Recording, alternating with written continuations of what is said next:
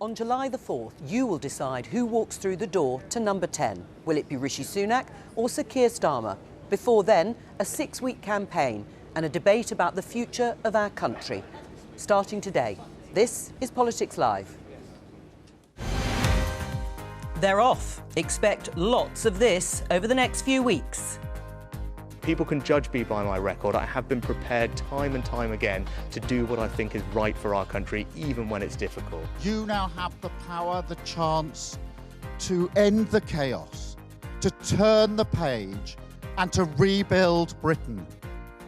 We'll also be talking about migration following the release of the latest figures.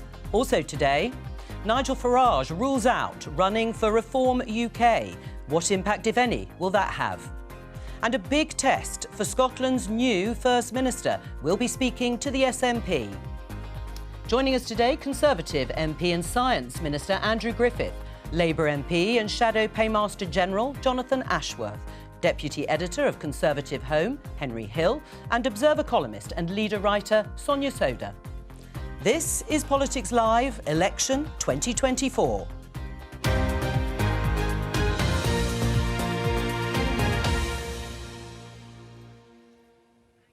Welcome. It's been called a gamble, brave and even foolhardy. Rishi Sunak's decision to call a snap summer election has astonished many, within his own party too, not least because the Conservatives are 20 points behind Labour in the polls, and that has been the case for almost a year. Let's have a look at how the papers followed yesterday's events and the announcement of that election. The Times: Sunak bets the House. The Guardian has a similar headline: Sunak's big gamble. This is the Daily Telegraph, reflecting the weather and the rain. Sunak gambles on snap poll. Things can only get wetter. The Financial Times has Sunak bets on July the 4th election. The Mirror focusing on how wet Rishi Sunak looked in Downing Street. Drown and out, it says. And finally, the Daily Mail. Now is the moment for Britain to choose its future, which seems a good point to introduce our politicians and ask them in 30 seconds, or about 30 seconds, to set out your stall, starting with you, Andrew. Well, elections are about a choice, and the choice is very clear at this election. You stick with the Conservatives. They've taken some bold decisions, sometimes difficult decisions. They're starting to work. We saw that in the economy figures yesterday. Or you roll the dice and you go with someone who hasn't got a plan, hasn't really demonstrated any great convictions, hasn't used their time in opposition to say what they'll do about the really big, important issues, and in that world of very difficult security at the moment. So you can have a secure future with Rishi Sunak's Conservatives, or you can roll the dice, go back to square one with Labour. That's the choice. Jonathan Ashworth. Well, elections are about a choice. And I think after 14 years of decline, 14 years of chaos, which means hard-working families are paying more on their mortgage. That means pensioners are waiting longer for a hip replacement or a knee replacement. I think the British people will use this general election to turn the page on 14 years of chaos. And actually, Keir Starmer has changed the Labour Party. He's taken tough decisions.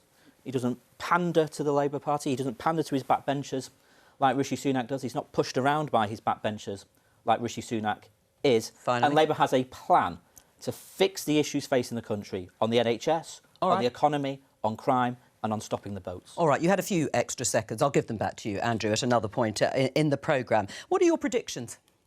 In terms of seats? Yeah, the outcome.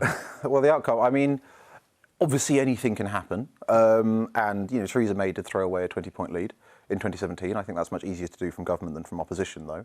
So Labour are odds on to win and win handsomely. I think the question for the Conservatives is whether or not it's a defeat from which they can plausibly come back within one or maybe two terms, or whether it's a 1997 or worse style below 150 where they really have to fight for their survival for the next sort of 15 years. What about your prediction for the outcome? Well, I would predict that Labour are going to get a fairly comfortable majority, maybe not quite as large as some of the polls might lead you to believe, but I think that is very much where we are. I agree with Harry, though, agree with Henry. A lot can change. But, I mean, I don't work for the Labour Party. I think people in the Labour Party will not want to leave any sense of false confidence whatsoever. They're not taking anything for granted. But I think it's quite hard to look at a poll lead of 20 points and not conclude that that takes you into quite comfortable majority territory. Well, you've been talking about the polls. It is a 6-week campaign. Anything can happen, and we'll be following it all the way through on a daily basis. Let's have a look at the tracker, the BBC poll tracker, which tells us the state of the main parties in terms of support as the election campaign gets underway. And we'll be looking at this regularly throughout the 6 weeks leading to polling day. And you can see very clearly Labour's very comfortable and very solid lead over the Conservatives. Labour on 45% to the Conservatives 23%. You can see at its widest point, that was in the wake, of course, of Liz Truss and Kwasi Kwarteng's ill-fated mini budget, but it has kept at pretty well 20 points all the way through until now. Reform are on 11%, with the Liberal Democrats on 9%, the Greens on 6%, the SNP on 3% and Plaid on 1%. Well, let's drill down into some of that information with Kelly Beaver, who's the Chief Executive for UK and Ireland of the pollsters Ipsos Mori.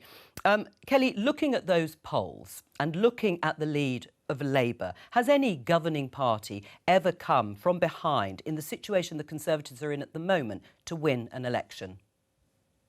Not in modern political history, no. It is quite a substantive gap. And as some of your panellists were saying, that kind of gap is unlikely to be closed in totality.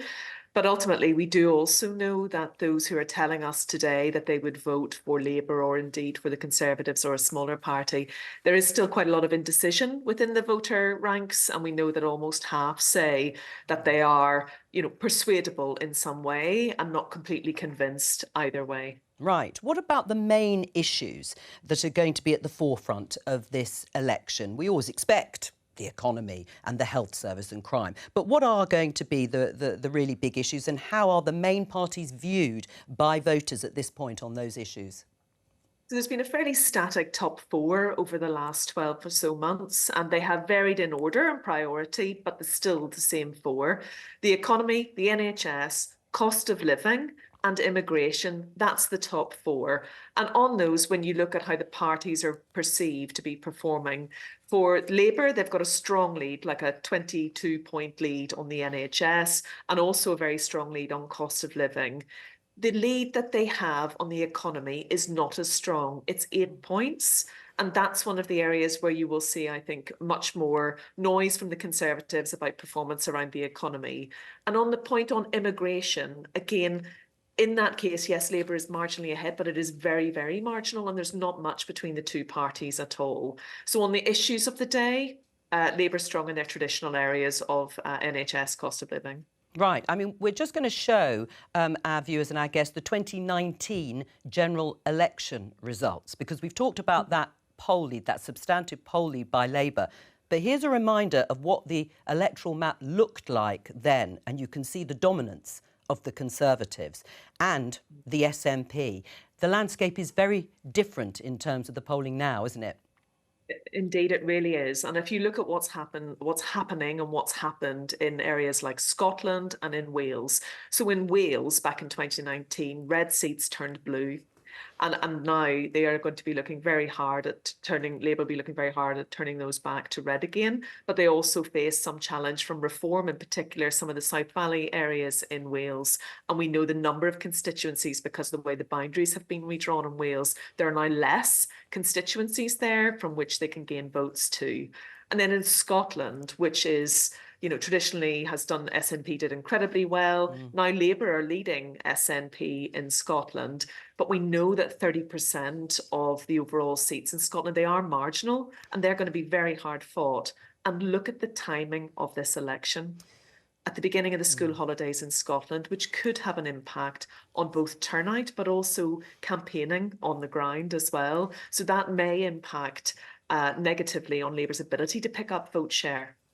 Kelly, I'm just going to go to our politicians on that point. Was it the right move to go for a snap July election? Well, we have to have an election. Right yes. now is a good moment in terms of we've just seen the economy. We heard about the issue about the economy. Inflation's come down. A lot of people were very sceptical when the Prime Minister set out a priority. So that's the reason. That's the reason inflation. you've gone for it. It's because inflation's almost down at the Bank of England target. We are starting to see that delivery on the priorities. Were you surprised, Jonathan? Well, we wanted a general election. Yeah. Because we think after 14 years of failure, the country wants change. I see that when I meet people across the country. I see it in their faces. I feel it in their handshakes. But I also think it reveals an interesting lack of faith in Rishi Sunak's own plan, because he's been telling us the plan is working. He's been telling us there are good times ahead. It's good times ahead. And let me finish. People are worse off. People are paying more in the shops. 2 years ago, if you go to Asda's, you'd have got, like, what, 250 grams of butter for 1.48? What's it now, about 2.40? A pint of milk, 45 pence, it's now 90 pence. I'm not going to go through my shopping list, but if you're going to tell the British public that they're better off and they've never had it so good, I think you'll find that attitude jars with the real-life experiences. Let Andrew respond. And then that wasn't what anybody said. The British people have made enormous sacrifices. Yes, they have. All of by paying more on their mortgage. Jonathan, let Andrew finish. That's the sacrifice they have made, and that's because of decisions by the Tory government. Jonathan, don't talk over each other. Because of the war in Europe, because of the aftermath of COVID. What's Liz Truss going to do with Ukraine? The question at this election on the economy is: do you roll the dice? Do you go with a party that always leaves unemployment higher when it comes to power? His first resort is to tax people, or do you stick? All right, hang on. We've heard your pictures, Jonathan. I'm going to let you chew over the detail. What did you make of the decision in terms of timing? I mean, it was really strange, right? Because there was a case for the Conservative Party to have an early election, and that was in May, to coincide with the locals. You would have avoided losing 500 councillors, which weakens your ground machine. It would have raised turnout, potentially saved. Going now, it seems to have been a panic move, right? Because seems fairly obvious, and reporting from the Daily Mail seems to bear this out, that they weren't planning on having an early election when they had the budget, but within 2 months they had decided to have one by the time they had that defence announcement in April. So it's a panic move. It speaks to me of a damage limitation exercise, because why else do you call an election when you're so far behind in the polls, unless you think there's every chance that things could get worse for you? And while I think the Conservatives can point to, inflation and say, look, things are going in the right direction, look at NHS waiting lists, they are coming down, the fact of the matter is that, prices have gone up by 20% since 2021. NHS waiting lists are still higher than they were when Rishi Sunak came into power as Prime Minister. So the challenge is you're trying to sell this narrative, things are getting better, but people are not feeling it. It's not their reality. Let's go back to Kelly Beaver and talk about leadership and in terms of voters' views of the two main leaders, Rishi Sunak and Keir Starmer. So it's a relative exercise at the end of the day, a general election like this. How do they feel about one compared to the other? And Rishi Sunak is currently polling at a -55 net favourability score comparatively to -18, which is Keir Starmer's score. Now, that is, -55 is quite a significant low point, lower than Jeremy Corbyn at his lowest ebb, and similar lower than John Major at his lowest ebb. But why is that? Why is he polling so lowly? Well, yes, people perceive him to be out of touch with ordinary people, but that's not just it. It's also a perception, comparatively to Keir Starmer, of being less capable, less competent. The one area where the two of them are pretty much neck and neck is being perceived as good in a crisis. But on all of the other leadership traits, as it stands today, Rishi Sunak is trailing Keir Starmer. But Keir Starmer's score is not fabulous either. -18 is not a great score as a leader to be going into a general election with. By contrast, Tony Blair was on +22 at the point at which he took a win in a general election. We've got 6 weeks for some of those numbers to move. Kelly Beaver, thank you very much. And of course, the campaign may well be focused on the two leaders, the two personalities themselves. Before we discuss the broad offers, as these two have been talking about already on the economy, let's talk about small boats and deporting asylum seekers to Rwanda. Because in the first broadcast interviews today, the Prime Minister promised that while there'll be no flights taking off before polling day, flights will take off from July the 5th if the Conservatives win the election. Let's have a look. The first flights will go in July, and we've already put the preparations in place for that. We've hired hundreds of caseworkers, identified the cohort. As people have been watching on their TV screens or on the newspapers, we've already started detaining people. We've hired the escorts, we've got an airfield on standby, we've booked the flights. So all of that work is already ongoing. And then the choice of this election is clear, because if I'm re-elected as Prime Minister on the 5th of July, these flights will go. So, Andrew, there will be flights to Rwanda if you win the election, and they'll go in July, taking asylum seekers. And it's a really clear example of bold action on one of the big challenges. Immigration isn't something abstract. It's about the pressure on local GPs. This is illegal immigration, as you see it. And we've got a clear plan. What's the guarantee? It's a very clear plan. Know? We've taken that through Parliament. That will happen. Right. Labour don't have a plan. Their only plan is to remove the one thing that we have done that offers the prospect of preventing But it's also an admission that no flights will take off in June or early July. So that was always the case, That was always the case. The plan was that flights would not take off before the end of June, just because of the processes that have to be gone through. You've got to do this right. Labour obscured the bill, opposed the bill again and again, so it's much later getting on the statute book than it would ever have been if John's party hadn't, night after night, voted against a plan that's actually tackling this issue head-on. What they will do is make the UK just a continued beacon for migration and put us back into the situation that we're in today. Right, you want to scrap the Rwanda plan or the Rwanda scheme if it ever takes off, literally and metaphorically. You'll scrap it immediately if you win the election. Yeah, well, I mean, so no flight will take off under Labour. We don't think this plan is going to work. Well, think it's that's not my question. Gimmick. So no, we are not in favour of this. We would scrap it. I'm surprised that these flights aren't taking off, because we were told. It's the first time I've heard a minister say that on a politics show. I don't think they said this before today. They've been giving us the impression that flights were about to take off. And by the way, all this stuff about Labour locked it. The last time I checked, there were more Tory MPs than Labour MPs. That was the last time I checked, although maybe more have defected to us, I don't know. But in terms of what Labour would do, you would scrap it. Yeah, you would scrap it from day one. And if there is a flight scheduled in July and you win the election, it won't take off. It's not going to work. No plan. It's not going to work. It's not going to work. It costs a fortune. It's only going to deal with 1% of the people that it is supposed to deal with. It would be cheaper to put all these people up in the Ritz in Paris than this plan. It's an expensive gimmick and it's not going to work. So yes, we would scrap it, and we have got a detailed plan for dealing with this problem. And by the way, you lot told us you were going to stop the boats. You haven't. There's been 300 in the last week or so. That's what Rishi Sunak. Well, let him answer. Let him answer. So I'm going to stop the boats. Let him answer. Another broken Sunak promise. Your party, nothing to do with voting in the House of Commons. Jonathan, you have no plan. The one policy you've got is to oppose the plan that we have put in place, the plan that now other European countries and the European Union are both looking at, because this is an issue. You told us we were going to stop many the other boats. countries. Jonathan, we have a very clear plan. Our position is super clear, as the Prime Minister said. If you vote Conservative on the 4th of July, our plan will go ahead. We will stop the boats. Right. What did you make of what Rishi Sunak said? I mean, when they announced this timing, they were either pretty certain they were going to get a flight off, or pretty, absolutely certain they wouldn't, right? Because one way or the other. Because if they were going to get a flight off, that means that they could potentially bank that benefit with voters who care about immigration during the election campaign. And if they weren't, then there was a real political danger for the government of having another summer of channel crossings, when they had fought this very high-profile battle, delivered what they said they needed, which is the Rwanda Act, and then still had a summer of crossings with no flights. So it's kind of a way of drawing that wound. But what did you think when Rishi Sunak made a pledge? Obviously, he has to win the election in order for flights to take off if Labour keep to their commitment to scrap the scheme. But that will be a waste of time and money, won't it?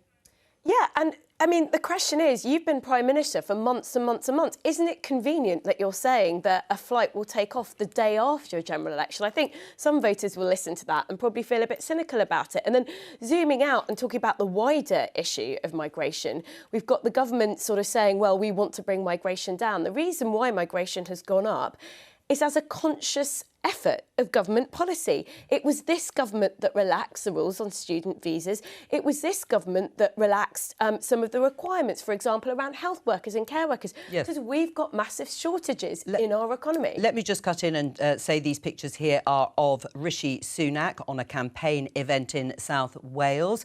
They're talking to voters, no doubt, and party faithful. He's at a brewery there. Of course, he doesn't drink alcohol, but there he is. He's already been in Derbyshire this morning. And this is what it's going to be like. They're going to be crossing the country, the whole of the UK, over the next 6 weeks, with no doubt an exhausting schedule. And Keir Starmer will be doing the same, and of course the other smaller parties. And in fact, while we're on the pictures of Rishi Sunak, let me just set out a little bit of the choreography over the next week or so, because tomorrow Parliament will prorogue, which marks the end of the parliamentary session, at which point no more legislation will be discussed, and any bill that is not passed by then will be lost. And we're being told that it looks like the legacy bill, as we saw it, of Rishi Sunak, which was the smoking ban for a new generation of young people, that might not make the statute book. I mean, he will be extremely disappointed. Yeah, because it was one of those great pieces of legacy legislation, which is where you vote for the nice thing and get the credit if it happens, but all of the work of implementation has been left to other people. The smoking ban, whether you support the smoking ban or not, it was one of the worst drafted policies that we've seen in a very long time, because it would have only started biting in 2027. It would have been a future government that had to deal with the fact that it didn't account for the fact that we are a very easy country to smuggle things into, that we have a huge black market share already. By 2029... You weren't a fan, clearly, of this bill. No. It would have been basically, by 2030, the next government would have been dealing with the fact that hundreds of retailers would have been down about 10 grand a year, and many of them trade below the VAT line anyway. So it's a good thing. Even if you want to eventually stamp out smoking, this bill was a terrible bill, and it's a good thing it's gone. Yeah, Andrew, do you agree? Well, there were three things in it, two of which were really good. Protection for minors and cracking down on vaping, which has been a very unregulated area. I like Henry, had some challenges with the idea of one parliament voting to restrict the freedoms of people who weren't at voting age. So we'll have to see what happens with the bill. I don't know where it goes in terms of the process of proroguing. Right. But there's some really good things in the bill, and it would be unfortunate if Well, it those don't make it to it the looks like it's statute book. going to fall. I mean, ironically, of course, you're in favour of you support it. Yeah, I did. But here, look, let your viewers into a secret. Oh, go on then. Those mysterious people called the whips on both sides, on Labour and Conservative, will be having meetings today to negotiate and agree which bills go forward and which bills don't. And they would think it was very unhelpful for ministers and shadow ministers to be speculating on it. The whips will take this process very seriously, so I'm not going to add anything other than say I supported the bill, but I've got no idea what's going to happen in the next 24 hours on all of this stuff. It's called wash up in Parliament. It is called wash up, and it's only a couple of days, and there isn't much time because Parliament won't be sitting next week, and then we'll have the dissolution when, of course, you stop being MPs and you become candidates in this election. But Tracy Crouch, Conservative MP and Sports Minister, unfortunately, the Football Governance Bill will progress no further. And although there is a ready-made bill for the next government, I won't be here to see it pass. I just wanted to say a massive thank you to everyone who helped shape this bill. I mean, that's the reality, isn't it? When an election is called, there is a rush to get some legislation through. There wasn't that much, as it so happened, but the infected blood scandal, they want to get that compensation bill through because of what's happened this week, and that has meant other things squeezed out. Yeah, absolutely. And I think if you are somebody like Tracy Crouch, who's put in an incredible amount of work, and, we're talking about hours and hours of scrutiny that, a bill will get in committee, for example, and a lot of that will just get lost. And, some of it may be supported by a new government and may be picked up, but some of it may not. So, people might say, well, this is just what happens when you have an election called suddenly. But you would have hoped, really, that, we knew we had to have an election this year for a very long time. There could have been better planning around this from the government, shall we say. Well, we'll leave the better planning to one side and speak to our political correspondent, Ian Watson. He has been following Keir Starmer, the Labour leader, who has been in Gillingham in Kent. Ian, what did he say? Well, what he said wasn't hugely surprising, I have to say. He is in Gillingham, which was a seat last, of course, held by Labour under Tony Blair. So in that sense, it's got some symbolic significance, the kind of areas that he thinks he can now win back. It's got a 15,000 Conservative majority, so a very large Conservative majority by conventional standards, but far less than the kind of majorities he overturned at various by-elections recently. In terms of what he said, what he wanted to concentrate on, frankly, were two C words. One was change. That effectively distilled the message onto a placard. Why did he concentrate on change? Well, basically, in the focus groups that Labour has been holding with swing voters, the people like the people of Gillingham, that they need to win back. They say their key reason for considering voting Labour is that they feel it's time for a change. The other C word, though, is chaos. So change, a good thing, chaos, a bad thing, and he's portraying effectively the Conservatives as presiding over 14 years of chaos. And I think that's interesting because I'm told by Labour strategists they're not going to go heavily on personal attacks on Rishi Sunak. Instead, what they want to do is to look at the whole 14 years of the Conservatives' record and go very heavily on that, or very critically on that. Now, yes. Obviously, the Conservatives' charge is that Labour simply doesn't have a plan. So I thought it was also interesting today that Keir Starmer once again reiterated some of those priorities that he unveiled last week and did talk about some specific policies on the NHS, for example, and on recruiting more teachers. That's to try to blunt that attack from Rishi Sunak.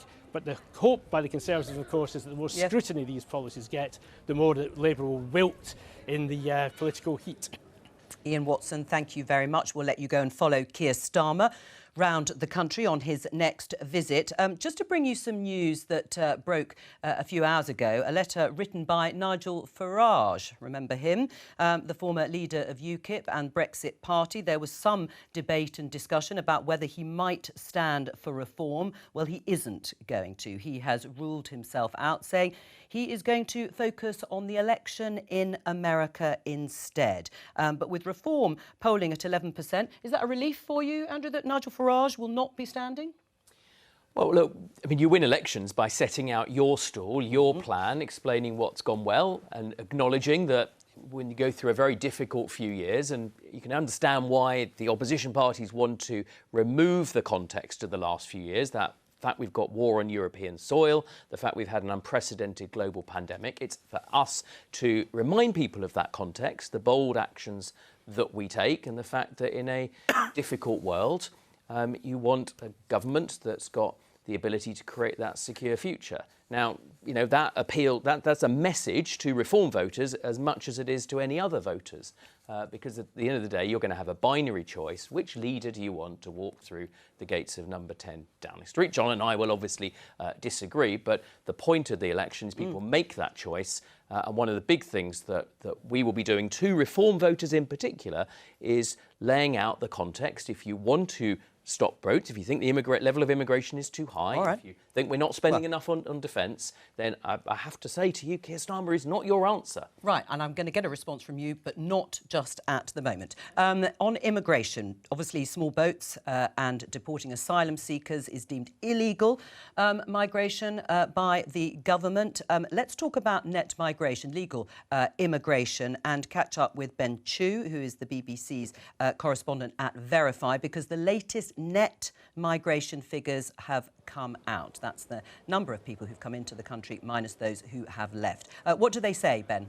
They say that in the year ending 2023, there are around 685,000 people who are net migrating to the UK, down from a record high in 2022 of 764,000. So around about an 80,000 decline. And of course, the big question is it going to keep coming down further or not? The government wants to get it down, and it's put various restrictions on types of migration to help get it down. They think it will go down another 300,000 over the coming years as a result of those. So we'll wait and see. Some of the visa information, which goes beyond 2023 into 2024, suggests that might be starting to happen, but that we'll have to wait and see to find out whether it actually does or not. Right, as you say, some of the policies that have been introduced by the government will not be felt necessarily in these figures. But that level is still high, as you say, by historic standards, if you're looking at 685,000 for the year 2023. It's extremely high. Do you remember David Cameron had set a goal of getting net migration into the tens of thousands when he was Prime Minister, and there are some Conservative MPs who think that goal should be resurrected. So we are a very long way away from that. Offices, people like the Office for Budget Responsibility and the Office for National Statistics, they're projecting that it will probably come down to around 300,000. So that would be a very significant decline from its current levels, but still much higher than we've had historically. So big question about which direction it's going to go in and how low it's going to go. And obviously, this is Politics Live. There are lots of political implications from this, but lots of economic implications as well from net migration coming down. And some are saying that will create barriers to filling important gaps in the workforce. So there are consequences on the negative side as well as positive ones in some people's eyes. Ben Chu from BBC Verify, thank you very much for joining us. In your 2019 manifesto, Andrew, you promised to cut net migration overall. That was the pledge. Now, at that time, it stood a bit over 200,000 a year. And you said it would come down from that level. So you're going into this general election having failed on a key policy commitment. Well, we're also going in with, as we just heard there, the actual figures are now coming down. A set of measures, they're coming down. The number of people who but that's not what you said. That's not what you said in 2019. Came down by around a quarter. So, with respect, the question isn't, can we go back to 2019 and somehow travel back there? The question is there a plan in place? Yes, there is. Was that plan supported by Keir Starmer? No, it wasn't. Is that plan starting to work? We're seeing that in the numbers. And if you continue to vote Conservative to support this government, those numbers will, as Ben speculated, continue to reduce. Right. That is the plan. Jonathan's party opposed all of those measures. They would see that high migration continue without being arrested. Right. Jonathan, let's have a look at this headline, and Ben did sort of allude to it in the Times. Rishi Sunak has fighting chance of meeting migration pledge, says Watchdog. Ban on foreign students bringing family members to UK is producing big reduction in numbers, and the graduate visa route, we don't think that's going to be changed. So he actually puts a figure on it, maybe down to 150 to 200,000. Would that be something to celebrate? Well, you say he's got a fighting chance of meeting a pledge. We've just heard from Ben that David Cameron, who was the Tory Prime Minister 14 years ago, told us we were going to get it down to tens of thousands. The Tories have been in power for 14 years and have failed to meet all of these pledges that they've made on migration throughout all of these years. In fact, he says we didn't have a plan. One of the things Jonathan, I'm going to interrupt because I think your microphone might have actually fallen off. Right, yes. Are you able to just clip that back on? Look how multi-skilled. And that gives me the opportunity to repeat my question, which is actually what you would do if net migration comes down to 150 to 200,000. That would be from a record high of 745,000 for 2022, a massive drop. And this is an expert in migration levels. If he says that they've got a fighting chance to do that, will you celebrate? Will Labour, who say they want to wean themselves off the dependency on immigration, will you be popping the champagne cork? Well, no, we're not. I don't go around. No, well, all right, never mind. But will you be celebrating? But listen, right. The key thing is this, right? We have been warning for years and years and years that unless you invest in skills and you give people proper support to get back to work through the job centres, then you have to rely on international labour. Right. In fact, one of the policies for many years under the government was to pay people 20%. So you prefer the higher levels? You prefer the higher levels of 600,000 to meet the sorts of economic... No, I'm saying that we should have a proper skills plan, a proper plan to reform what you call employment support, which is the help you get in the job centre, to fill the vacancies we've got in the economy. We've been making that argument for years now, and it's what we will do when we get into power if we win this next election. Right. I have to say, I think this is quite an unilluminating conversation about migration that voters might feel frustrated about, because we've got to talk about why migration is high. It's because the government introduced schemes like the Ukrainian resettlement scheme, Hong Kong, very popular schemes. It's because they took a policy decision that by increasing the numbers of foreign students, that would cross-subsidise our university sector. And it's because we've got huge skills gaps in health and social care, and NHS waiting lists, there is no doubt, would be even higher if the government hadn't relaxed some of the salary minimum thresholds, for example, for care workers. So it's all very well to talk about these figures in abstract, but unless we talk about why we've got these high levels of migration and what the consequences might be if you choose to reverse policy to bring them down, there will be consequences for the NHS and social care, for example. And all of that may be true, but of course you have to hold politicians to account for pledges they make in terms of delivery. You absolutely do. I agree with Sonia that you need to talk about the consequences, because this Migration Advisory Committee thing is a perfect example of how the Conservatives have got in this hole on immigration, because the Migration Advisory Committee really doesn't like the graduate visa. It advised against it in 2018. It was scathing about it in its annual review in 2023. But the government didn't ask it about that. No. The government specifically said, if you didn't want to change international student numbers at all, would you do anything? Would you crack down on the graduate visa? And the MAC went, well, no, obviously not.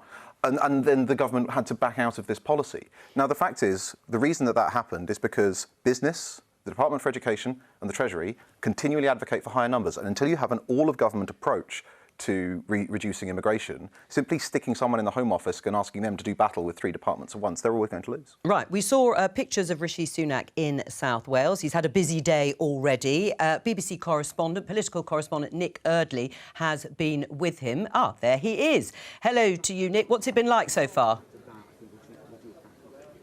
Hi, Joe. Well, look, I mean, the Prime Minister's full of beans. He's been out this morning trying to seize the narrative to get on the front foot. It's one of the advantages he has, isn't it? That because he knew before everyone else when the election was going to be, he could make a plan nice and early to get out in the first 48 hours or so.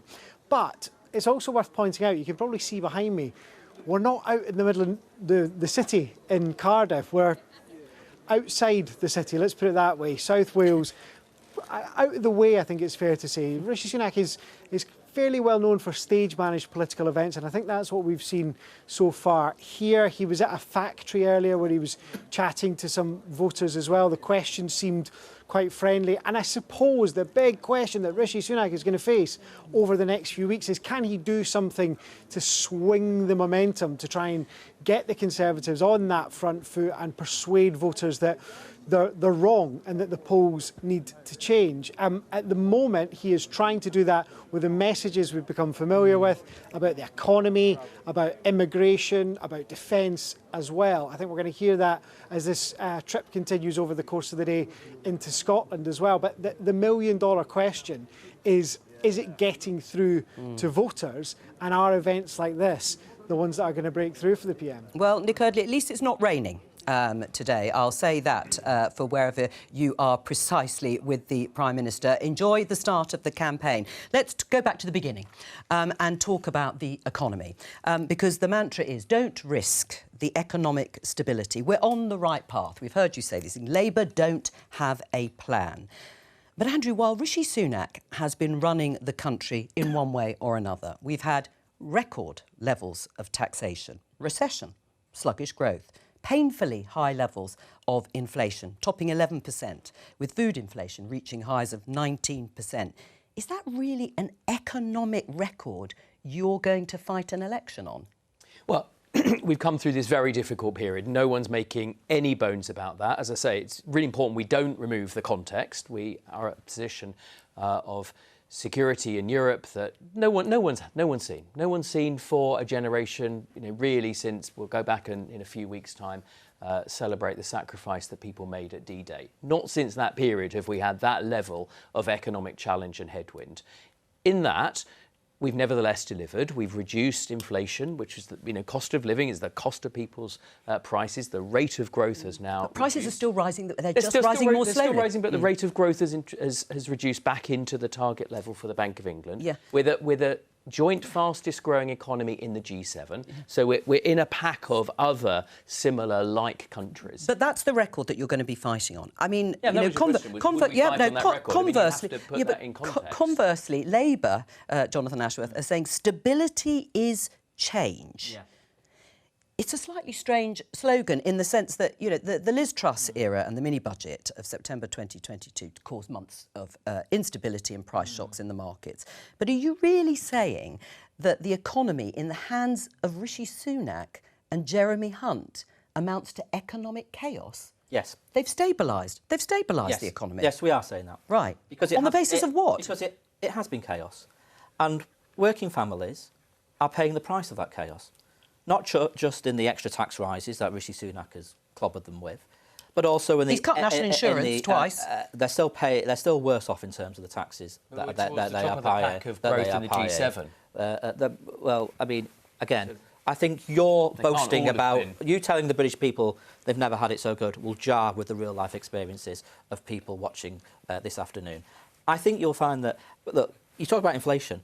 Inflation's come down because the British people are paying more on their mortgage. They've sacrificed so much. There's so many young couples out there who had mortgage offers withdrawn because of decisions by the Conservative government. That is chaos, and that chaos will continue. All right, but the Tories get 5 more and we'll years. come back to the change issue in just a moment. But let's introduce SNP MP Richard Thompson. Welcome to you in the final minutes of the programme. This is going to be an uphill struggle for you. We're talking about the economy now, but when we think back, you won 48 seats out of a possible 59 in 2019. You're now 10 points or so behind Labour. You had a big defeat to them in the Rutherglen and Hamilton by-election, and 2 SNP leaders resign.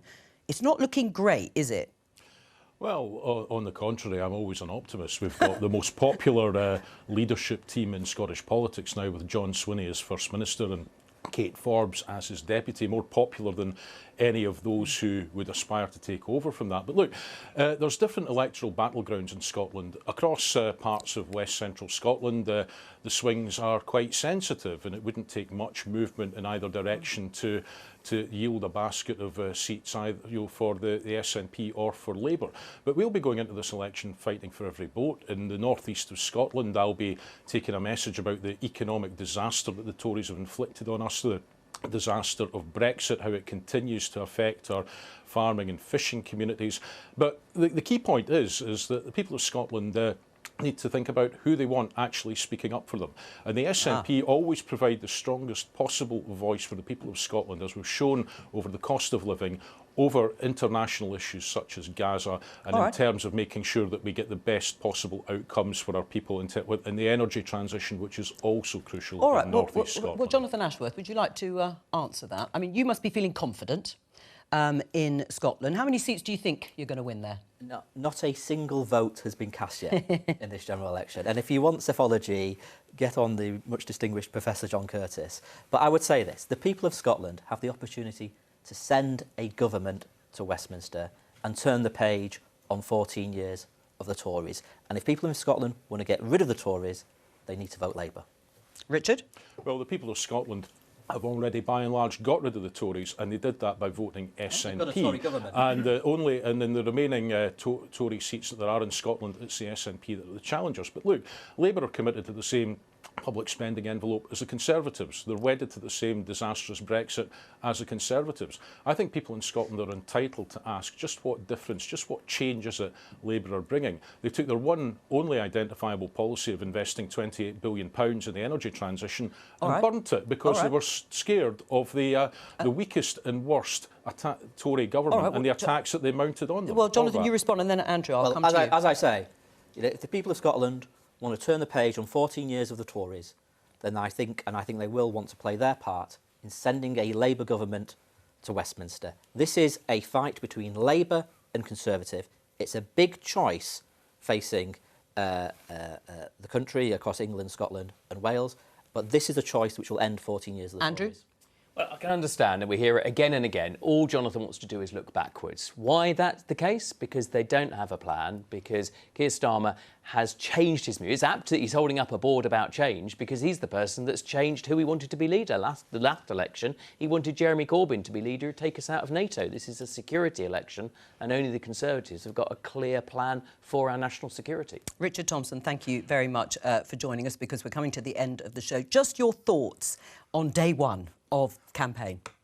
Well, I mean, everyone's been sort of recovering, haven't they? It's true. It's been that period, when a cartoon character is running on air before they realise that actually the cliff has run out and they're about to... That's really been the last 24 hours, but we're about to plunge into the thick of it. Hopefully, the launch of the Tory campaign hasn't been amazing, let's be honest.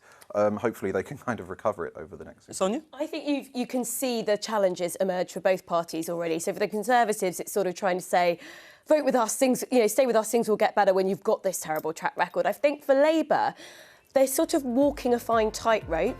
They don't want to be seen as having lots of snazzy, costly pledges, so they won't be mind being seen as incremental, but can they excite the country? That's the big question. Well, we're going to try and excite the country with Politics Live, which will be back tomorrow, unusually on a Friday, because it's the election campaign at 12:15. Please come and join me and keep me company. Bye.